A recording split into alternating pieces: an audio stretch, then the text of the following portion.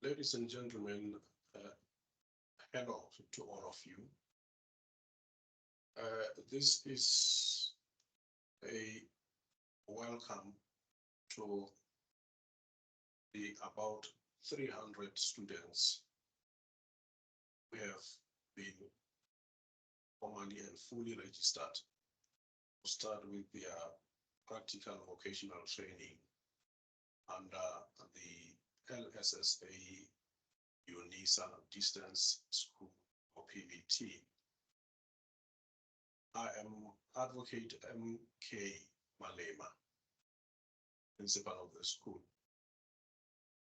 Here at the school, I am known by the name K, K-A-Y, that's my full name. But as I'm saying, again, welcome to the 2020 first semester, 2024 rather, first semester of our PVT program. This school is offering, or is mandated to offer this PVT program under the authority of Regulation 6(1)(b)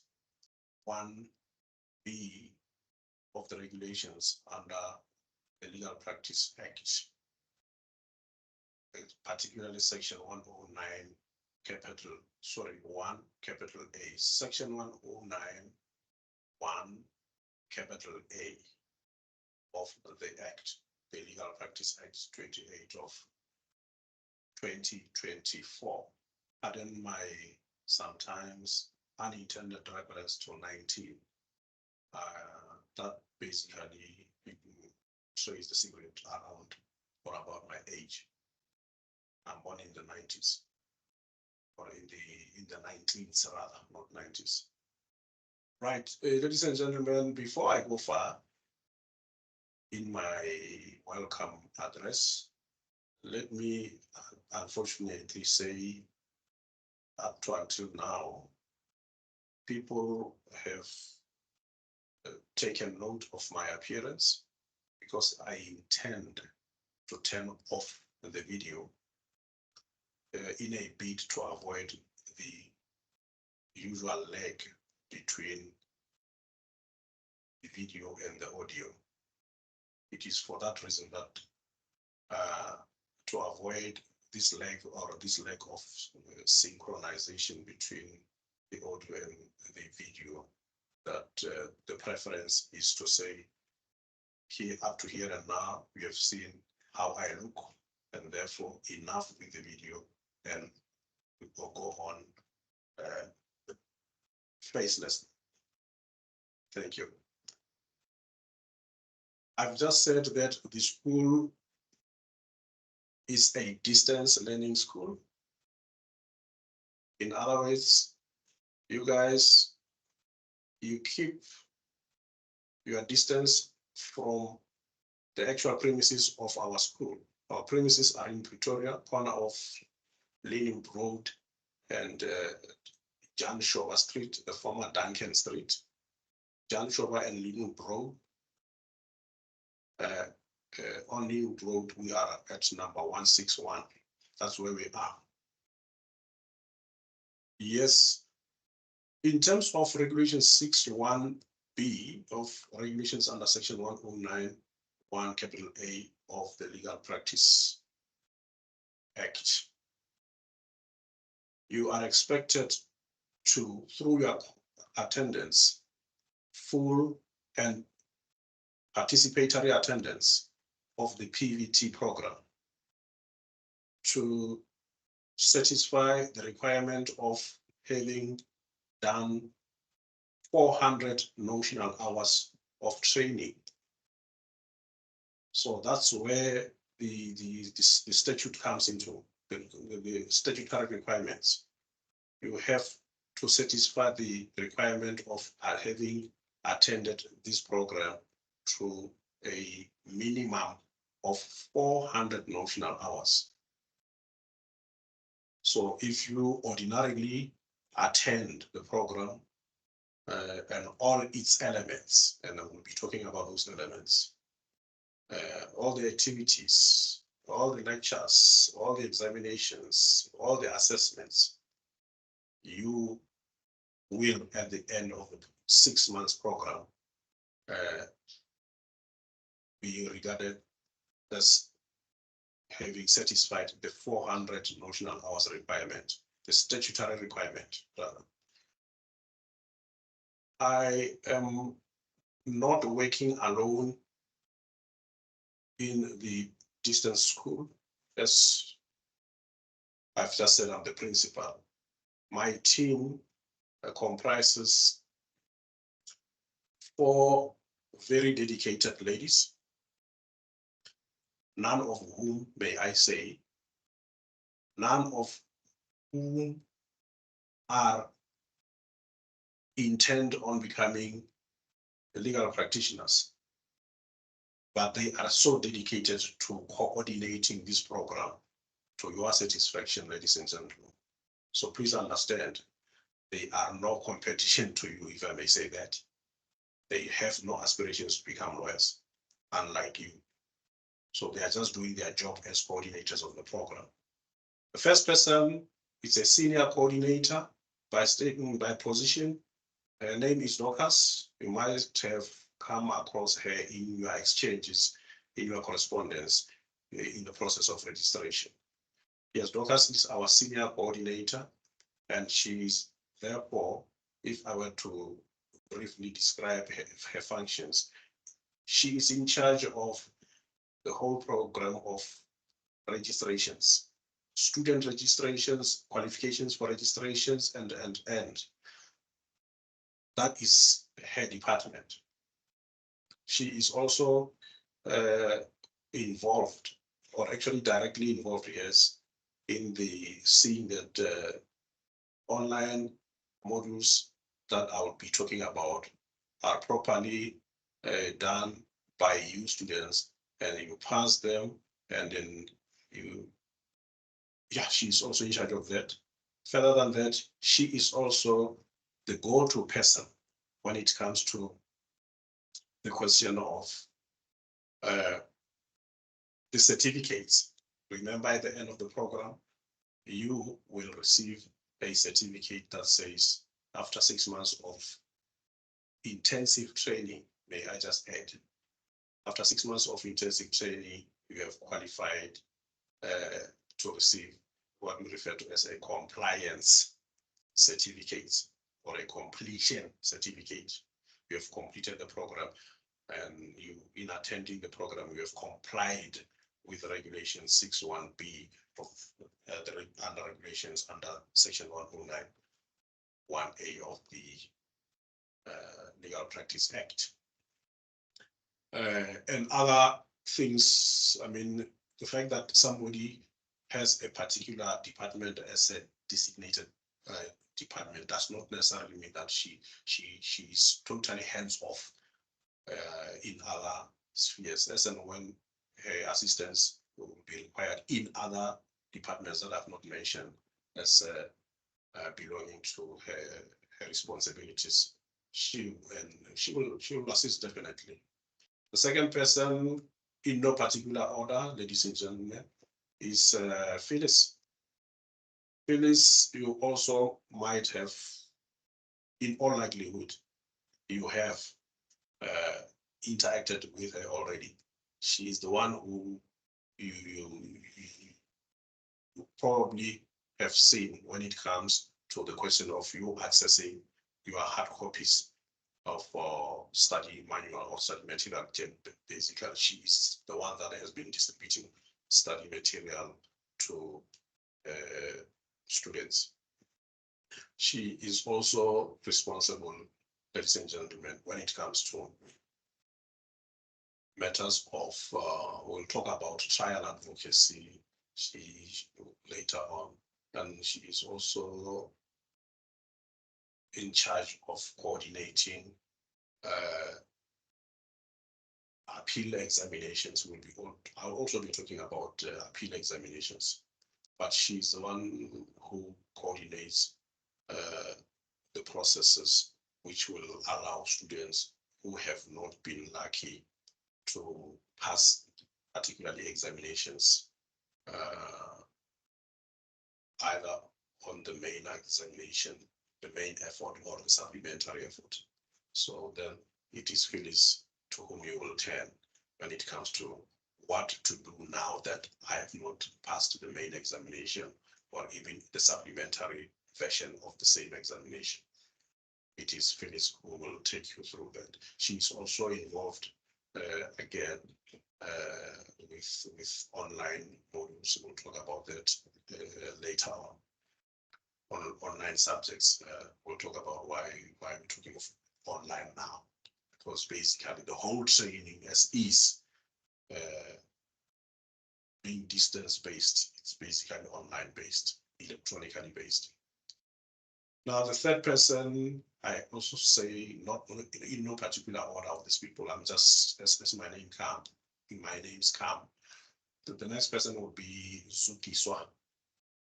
Zukiswa, you will encounter her starting from tomorrow. Because tomorrow, my understanding is that the first lecture will be presented, and our lectures are presented through MS Teams. So yes, she is the coordinator of all lectures.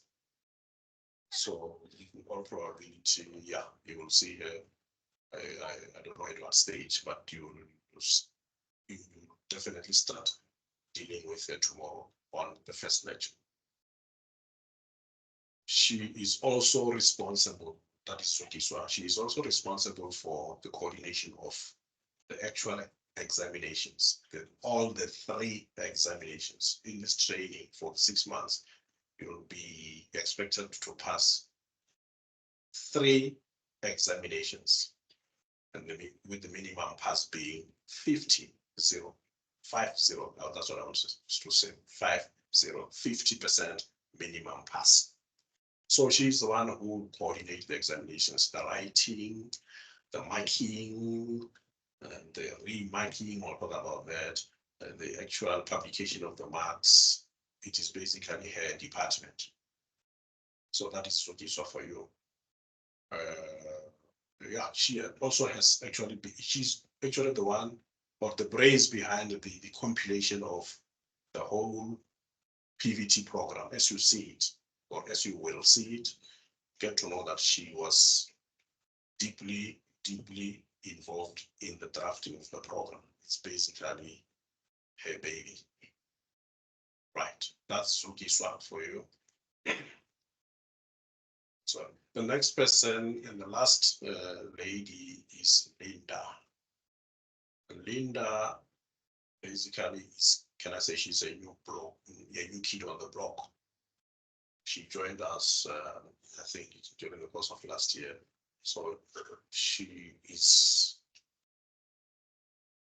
has the benefit of like overseeing in quotes all the departments. The trend is we want her to have a full knowledge of what is taking place in all the departments of our PVT program.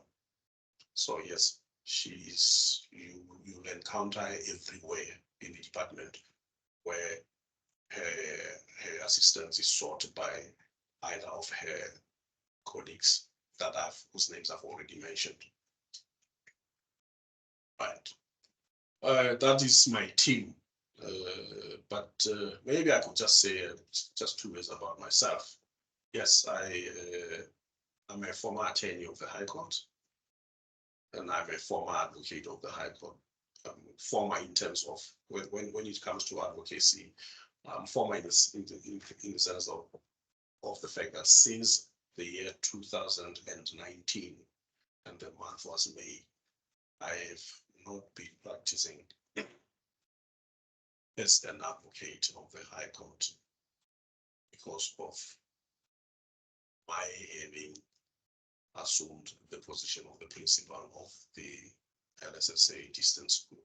So that's the little that I can say about myself, because I practiced law initially as an attorney and as an advocate before I became the principal of the school. That's, I think, enough about myself. Now, I want to talk about, ladies and gentlemen, what to expect as a student from the PVT training that starts today.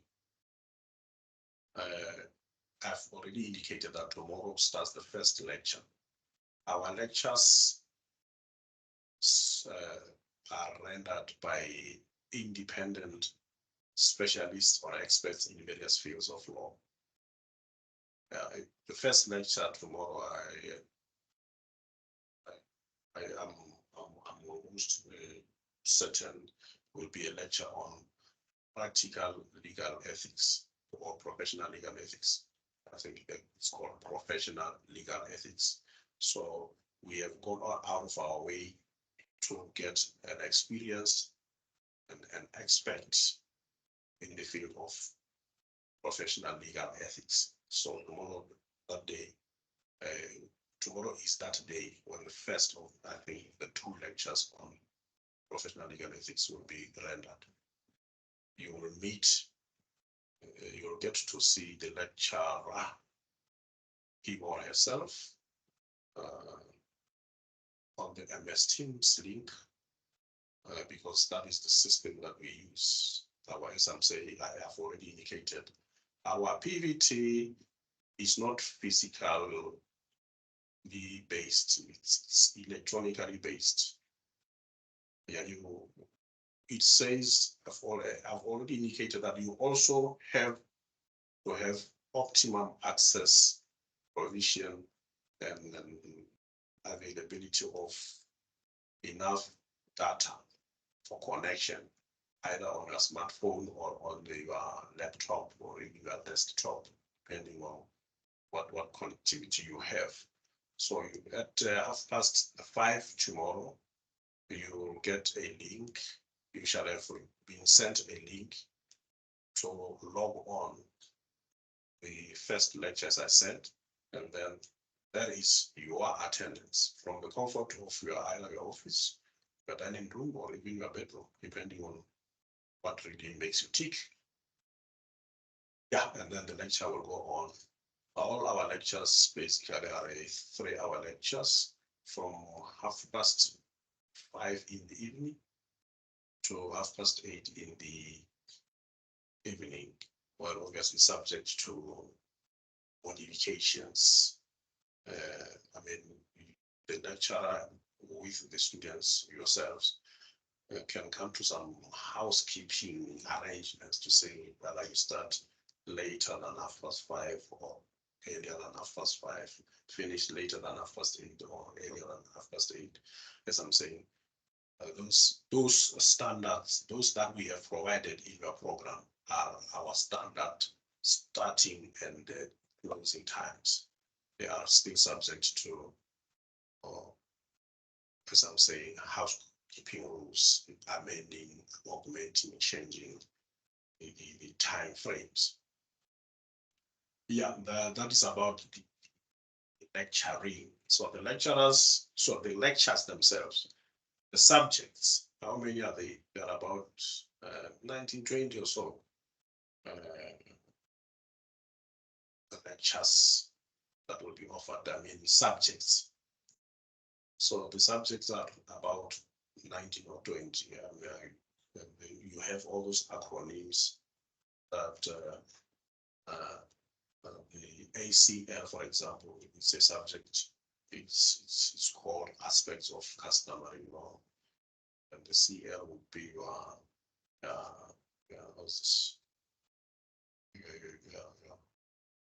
CL form. So about communications, whatever it's called. Yeah, there are so many of them. The name just escaped my mind, but would have your LPAM, for example, the legal practitioners accounts management, the subject on legal practitioners accounts management. You would have your COS legal costs. You will have your MMD matrimonial matters and divorces. You would have your INP, for example, which is insolvency practice, you would have all sorts of acronyms, but they are about 20 all in all. Let's say they are listed in some of your scripts.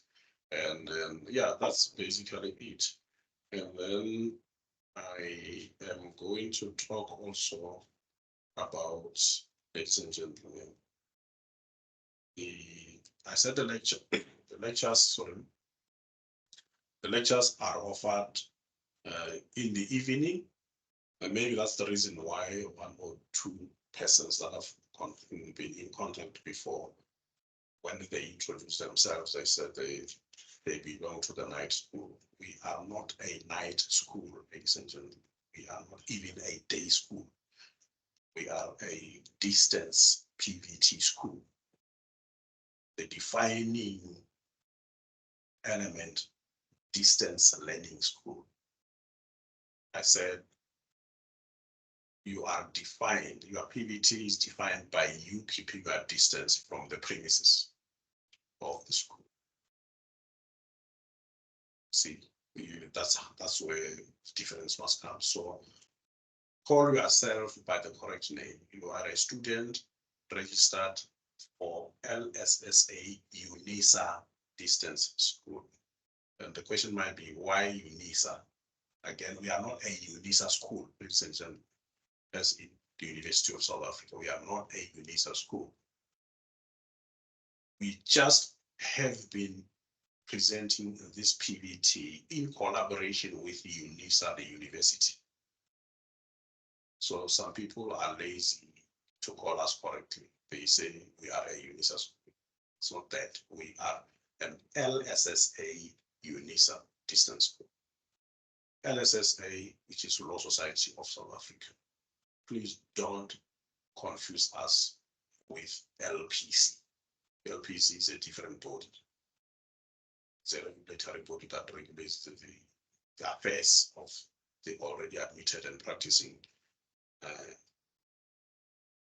legal practitioners. So yes, we are LSSA UNISA distance school, and I hope you are not bored by my repetition, but I have to say that because people keep on like jarring our nerves with misnaming of our institution, right? MS Team lectures, I've said they start tomorrow. Yeah, and then the PVT, the distance PVT is conducted by means of lectures and assessments. Formerly, they were written assignments. Now we have assessments, and these assessments are in multiple choice questions form. So they are basically in a majority of assessments. Your LPAM, your CCO, which stands for commercial contracts, your MCP, which would be for magistrates court practice, your high court practice, HCP, your criminal court practice, CCP, and those many, as I said, count about 19 to 20 different subjects, which comprise your whole 6 months PVT program, distance, remember. All those subjects, they have got a body of 100 multiple choice questions for each assessment. The assessment will be the main assessment. If you write and you not write, if you answer and the main assessment on a CCP assessment or subject, and you don't make it, you have an opportunity to write or to answer a supplementary assessment on the same subject. But we'll talk about how do you go about answering the assessments or doing the assessments online. It's very, very important. Yeah, the multiple choice questions, obviously, what I'm saying is we have one correct answer out of 4. And the multiple choice questions are automatically timed to be done or answered in a fixed period. The period is generally 1 hour period, underline automatically timed, ladies and gentlemen. The assessments are timed to be answered 100 questions, each having 4 possible answers, one of which is correct. But as I'm saying, to answer those 100 questions, you are given a time by experts, the underlying experts. They went through this all these questions and have decided scientifically that these questions can capably and quantitatively be done or answered in 1 hour. See, and then once you do that, if you get your 50%, then you are done. There's no need to go to the supplementary. So the supplementary examination is for that person who has not been able to score 50% on the main assessment. So ladies and gentlemen, I think as I mentioned the examination, I'm still talking about assessments. I will be talking about the examinations later. Now we're dealing with assessments. They have become multiple choice assessments. Before COVID, they were assignments. You or your predecessors who attended distance course or distance PVT before COVID had to write assignments, which assignments had to be marked by markers, and they had to pass by 50%, failing which a student would have to write a supplementary assignment.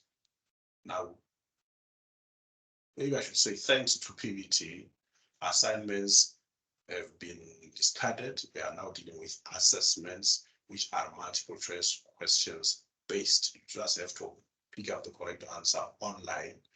Say the correct answer is A, or the correct answer is B, or the correct answer is C, and it's just like that. And if the marking, which is automatic, it's no more done by any human being. So the assessments are conducted automatically by the system, the e-leader platform that we'll be talking about. So let me talk about, yes, which is important, the answering or doing the assessments. Ladies and gentlemen, you go onto the e-leader platform. You go under tests and quizzes. Go to the e-leader platform. Under tests and quizzes, you will find, you will see, as you scroll, you will see a number of, let me say, all the 20 or so subjects. Each has a main assessment and a supplementary assessment. I haven't said press anything, just scroll and see that. It's important that you listen to this one and remember it. When you go onto the e-leader platform and you see all these subjects, don't press anything on your mouse. Don't press anything. I'm saying use the scroll facility on your mouse. Scroll and just receive them. Satisfy yourself that yes, I'm seeing ACL with its main assessment and its supplementary assessment. See, main is written main assessment. It's a supplementary, it's just SUPP. So ACL main must be followed by ACL SUP or sub. Then ADR, which is alternative dispute resolutions. There should be an ADR main and an ADR soup, just like that. So go onto or log onto the e-leader platform under the LSSAUNISA Online 2024-1. So let me start again. Once you switch on your system, see tabs there. As a UNISA, so as an LSSA UNISA distance school trainee or student, don't interest yourself with the rest. Start, and I will tell you why later on. You might go back to that. But for the purposes of seeing what your training looks like in terms of subjects and their codes, you go to LSSA UNISA Online 2024-1. That's where you click. Once you click it, then the next page will be saying you look for on your left of the screen, look for tests and quizzes. And then once you click on tests and quizzes, then I think your screen will be full of the whole list of, as I'm saying, ACL main, ACL soup, ADR main, ADR soup, C, whatever, just like that, and up to WET, which is the last one. That's where, as I'm saying, I can confirm you do that, you will be able to see and emphasize, not click on any of them. Rather scroll them down just to see them. You count them and see which is which. And then they are registered as in acronyms, as I said, CL, communications, whatever, or cyber law. Yeah, CL is for cyber law. Just remember. PLE, CLP, and until you arrive at the last one, which is WET, which is real estates and trusts. Yeah, that's about the assessments. Now let's talk about actually answering the assessments. I think there will still be an MS team meeting, a further MS team meeting other than this one, where which will be dedicated to you just handling how to do assessments. So before the next announcement on doing assessments, please keep your hands or fingers off clicking on any assessment, because this is why. The moment you click on ACL, for example, I'm just giving an example, ACL main, the system, I've already said, is auto-controlled. Once you click on it, to the system's mind, you are opening the system, so you are opening that module or that subject, that assessment, with the intention to answer questions. I'm saying once you click it, then the systems take control and starts counting 1 hour. Underline, once you click on any subject, prepared or not prepared to answer questions, your 1 hour starts. And even if you decide, no, this I made a mistake, you cancel, you stop, or whatever you do. Fact of the matter is, you shall have been regarded by the system as having opened the assessment for the purposes of answering the questions.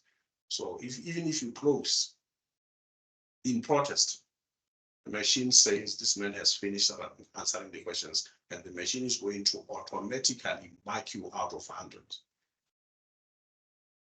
I hope that makes sense. I'm saying until there is the next MST meeting on answering any assessment, please don't click on any of those assessments, main or sub. Obviously, when you have prepared to write, you start writing or answering the main assessment, And then if you pass it, you are okay. There's no need to go to the supplementary assessment. That's all about the assessments. Yeah. The assessments, as I'm saying, you will see that there will be those assessments on the system. When you open, they say it will, for example, say PIC, which is personal injury claims. It will say PIC SFLP 2024-1. Please, ladies and gentlemen, that is not for distance school students. All those tabs that you see on your screen that have the acronym SFLP simply says it's not for you. See, because yours fall under LSSAUNISA 2024-1 online. So whatever you do, if you want to read, that's for, let me put it this way. All that you see with SFLP, you can open and just read, inform yourself, prepare for, yes, use them as your study material. Whatever information we have under those tabs that have an SFLP in the acronym of their title, that you can open just to read and as I'm saying, read from the content of those, all of that, when you have to prepare for answer the assessments under LSSAUNISA online 2024-1. See, SFLP stands for School for Legal Practice. So all those are for, they are meant to be opened by attendant students, those students who attend classes here. As I'm saying, maybe see it as a double benefit. Yours is only to open. You can open those and read whatever material you find under those tabs. As I'm saying, you open them for reading. And you don't open as, I'm sure those under LSSAUNISA online 2024-1 under tests and quizzes for reading. Those you open only because you have prepared and then you are ready to write, so you are ready to answer the assessments to a pass, minimum pass of 50. I hope I've said a mouthful on how to handle, but as I'm saying, yes, in time to come, you will see that there will be an MS team meeting with the relevant coordinator. If it is not, so this why it will be Phyllis or even Doctors on answering your assessments under LSSAUNISA online 2024-1 under tests and quizzes. There are 3 examinations that I've talked about. The first examination, I think in terms of writing, but I may not be sure. I think the first examination in terms of writing it is the WET examination, but don't crucify me for confusing the times of writing this exam. Anyway, you will have the timetable that says on the particular day an examination on wills, estates and trusts will be written on a particular day, different day, an examination on LPAM, Legal Practitioners Accounts Management, will be written. On another day, there will be time to write an examination on a subject coded broad-based skills test, BBST, broad-based skills test. That is an examination under that, ladies and gentlemen. In short, let me distinguish BBST from the other two. I said the first one is WET in no particular order. WET followed by LPAM. WET is about wills, estates, trusts, and the law of succession. Wills. See, yeah. The second one is LPAM. LPAM is about accounts management. Traditionally we used to have attorneys bookkeeping. Yeah. So those are the two specialized or specific subjects. Wills and estates and trust about succession and wills and stuff. And with attorneys bookkeeping now represented under the code LPAM. Then the rest of the about 20 or so subjects, the rest of them, other than WET and LPAM, are they form a body of questions that can be asked under BBST. It's called broad-based because it's wide. It covers a wide range of subjects, unlike WET, which talks about wills and estates and trusts and of succession only, and unlike LPAM, which one talks about attorneys bookkeeping and their trust account and their business accounts. That's it. Broad-based, it's broad. The word broad, in the broad-based, I think should transmit the correct message sufficiently. Broad-based is general practice. Everything that is not asked under either wills and estates or LPAM can easily find a room under BBST. That's why the paper for that matter is the longest in terms of writing. It's a 4.5 hour paper, whereas wills and estates, the longest day is 2 hours, 15 minutes. Yeah, that's all about those examinations. The minimum pass required there also is 50. Fail the main examination, you will have a chance to write the minimum, the supplementary examination. I wanted to say that, but the minimum pass is 50 in both the main and the supplementary examinations. The results of the examination, as I said, this was baby. She would have started with coordinating the writing of the examinations, obviously, and under the guidance of the timetable that I want to believe sooner or later than today you will have that timetable that says when I'm going to write which examination. Yeah, the results are meant to be released within a week. And if you have, as I'm saying, if you have passed the main exam, you've passed, that's no problem about supplementary. But if you have not made it up to the 50% minimum, then it means you have to go for the supplementary exam. But we are not the cruelest bunch here. If you have made your efforts, you have struggled to achieve in the range of 45 to 49.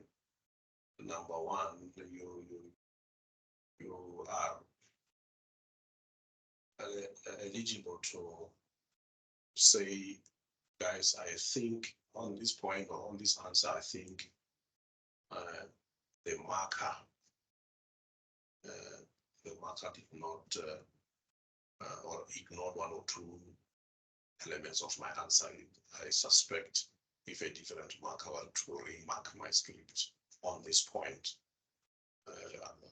he might come to a positive outcome on this point or these points. And yes, as I'm saying, between 45 and 49, and then with clearly indicated points of possible remarking, we are able to give you that opportunity.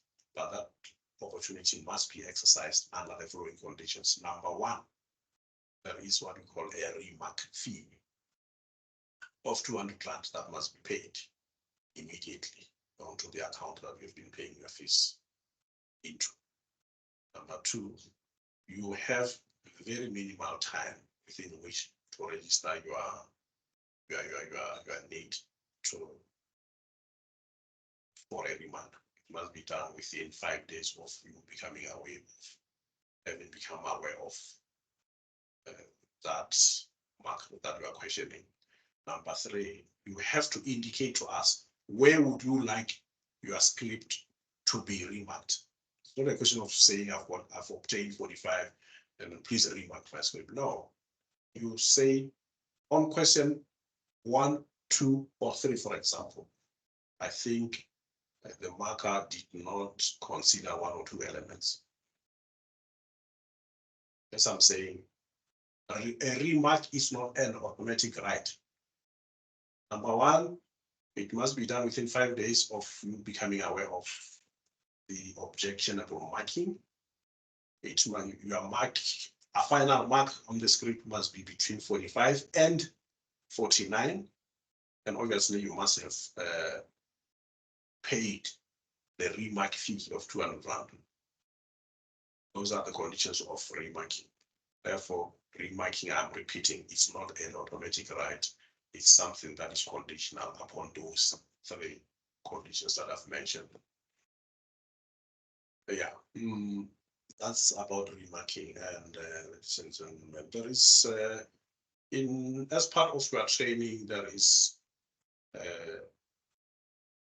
one session of training which is practice orientated, and it is referred to as case work.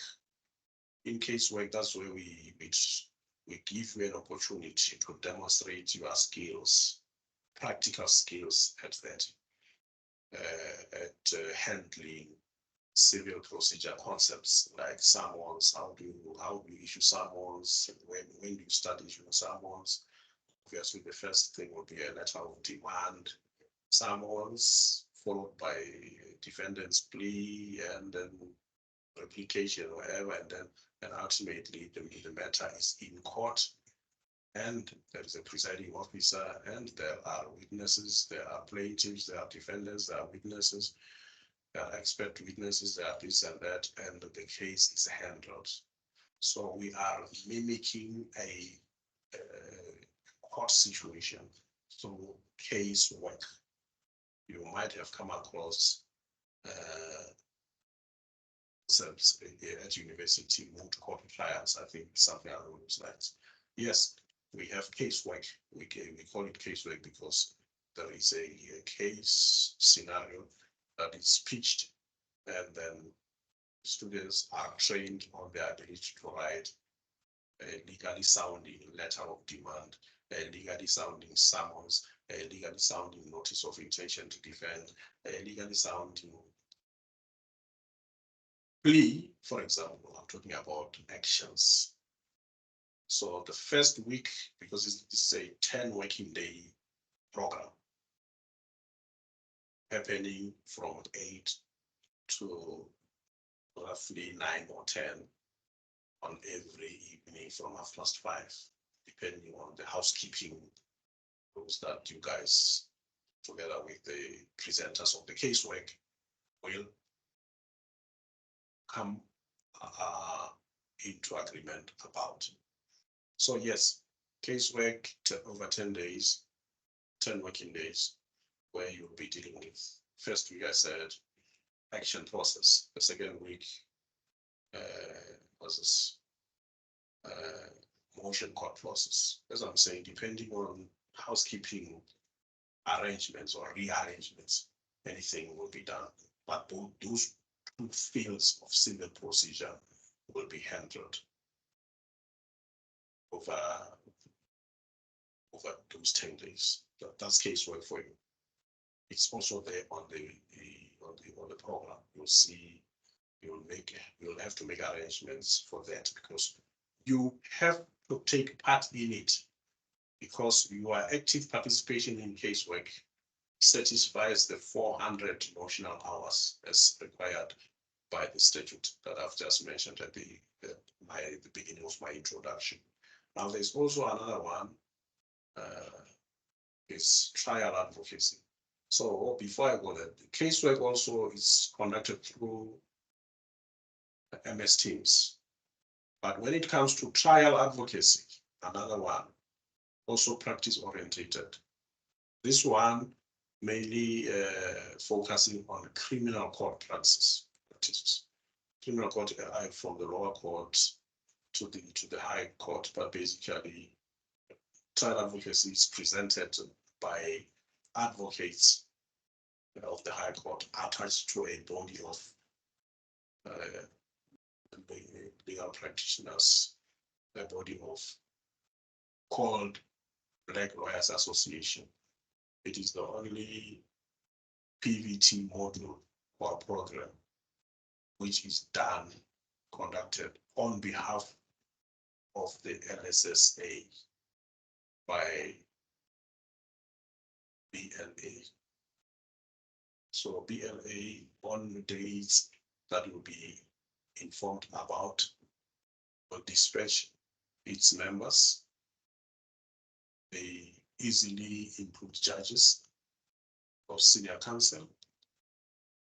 They will converge in a particular venue.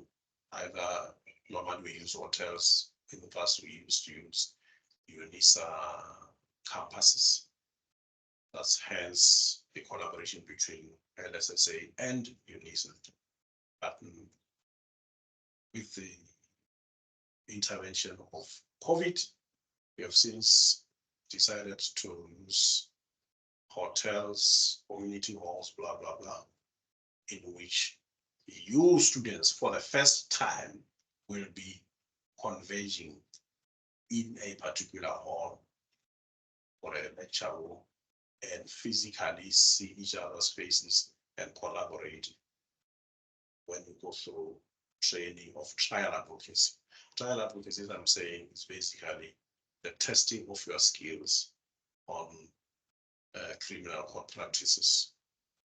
So that's trial advocacy, unlike civil casework,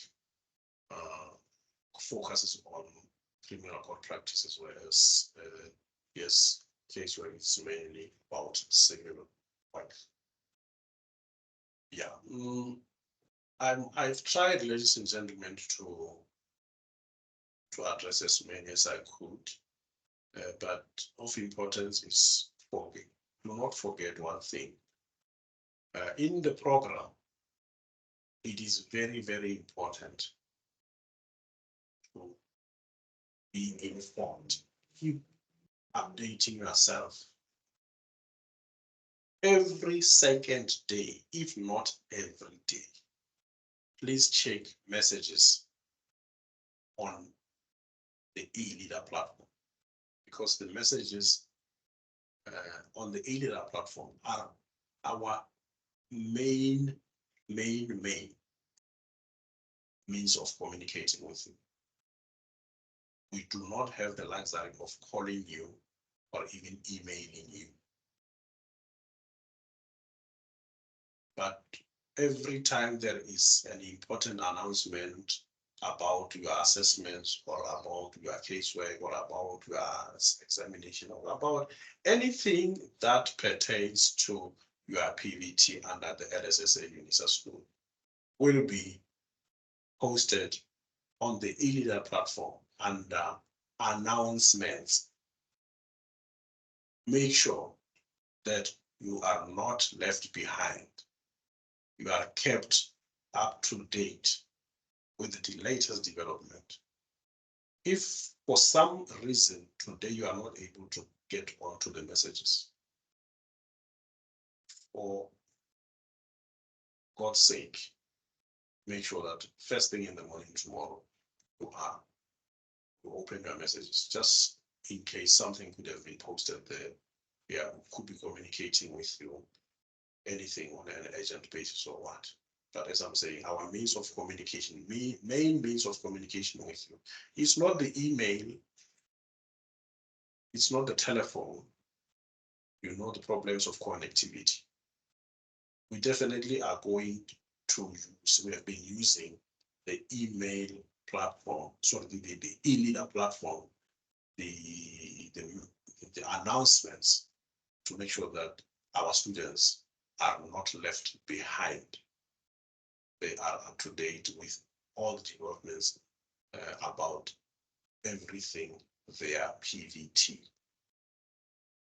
As I say, I promise that when the time comes, we'll make announcements whether about addressing you on any subject. I've just given an example. I know that I will instruct that there will be, or there must be, an MS team meeting on you guys getting clarity. We know first getting information on the first time may not be sufficient. You will be given an opportunity to ask questions on how to handle assessments, which is very important. You'll also be given an opportunity, I think, on how to handle examinations. You'll be given an opportunity on how to ask questions on how to handle passing examinations or having to write supplementary examinations and blah, blah, blah, blah. So all those opportunities will be preceded by uploading an announcement about these dates with you on the e-leader platform under announcement. That's where, as I'm saying, keeping yourself abreast with developments, particularly regarding this development, your PVTs, is, I think, as important as your need to breathe through this program. So yes, ladies and gentlemen, I think I've said a mouthful as I'm saying. There will be timers and relevant notices of MST meetings to make sure that whatever questions students might have are given time to be aired or clarified by students. Obviously, try our best to be answer questions. In very rare occasions, will there be somebody who will be answering your questions on our behalf, because we are here to make sure that your 6 months starting from today becomes a happy and joyous 6 months of PVT training under the LSSAUNISA distance school for PVT.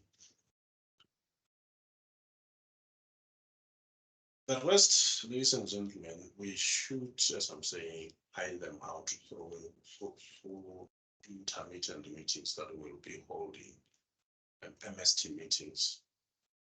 And that's us, for myself, for my team again, or on behalf of my team, I say welcome and welcome to your program. And thank you very much. Bye-bye.